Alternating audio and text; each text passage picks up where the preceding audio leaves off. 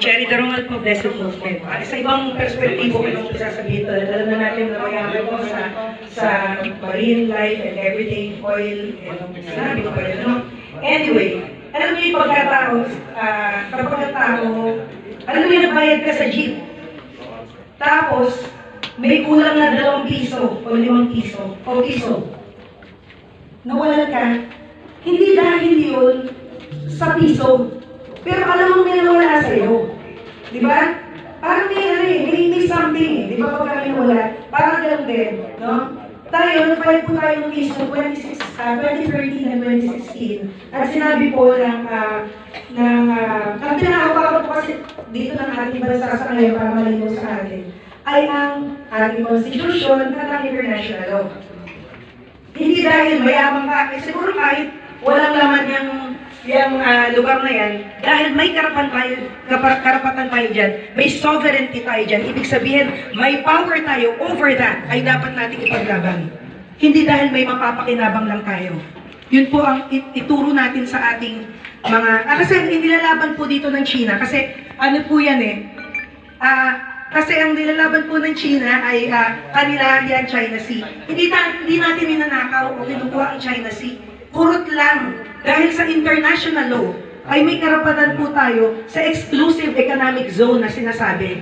Mayroong pong portion na sinasabi, may karapatan ng Pilipinas sa bahagi ng ilalim, sa dagat, sa taas, ng lugar na yun. Yun ang atin. Yun ang inilalaban natin. Hindi natin kinukuha ang para sa China.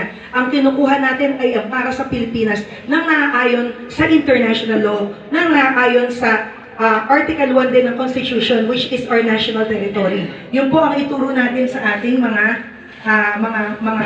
anak, na tayo, yun po ang inilalaban natin. Hindi po dahil ito ay piso, not because ito ay 1 milyon ang halaga nito, but because ito ay sovereignty natin po. Yun po. Maraming salamat, Ms. Cherry. To recap lang, ang sinasabi ni Ma'am, ang karapatan natin over sa West Philippine Sea ay because we have sovereignty over that island. Hindi dahil sa halaga, hindi dahil maraming gas doon, hindi dahil maraming natural resources, etc. Para tong karapatan ng isang tao, kapag pinanganak ka, automatic may karapatan ka. Hindi dahil sa anak ka ni Small Laude, hindi ganon. Hindi dahil anak ka ni Senator Villar, hindi ganon. Automatic may rights tayo, automatic sa atin yung lugar na yun. Good morning, Lorna Patriarca po, One Movement. Karagdagan lang po sa sinabi ng youth na dapat natulungan natin ang mga fisher folks doon sa area, sa Palawan.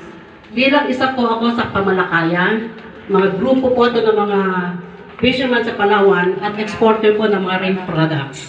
Ang 68 company po ng mga exporter dito sa atin ay biglang bumaba ang ating sales because of nawala po tayo ng product. Dahil ang mga fishermen po, hindi na po sila makapamalakayan. Dito sa area na po, dito po yung pinaka-first class ng mga isda na i-export. Kaya po tayo number 1, bilang producer ng mga magagandang isda. Nawala po yan. Paano po natin matutulungan mga fisher folks? Knowledgeable po sila paano mag-alaga ng isda. Suportahan po natin sila para mag-culture. Para kung anong nawala sa atin, pwede po natin mabawi kahit kalahati man lang. Mag-alaga po tayo ng mga isda para ito po ang ating may produce, may export. Yun po ang suggestion po ng mga pamalakayan. Maraming salamat.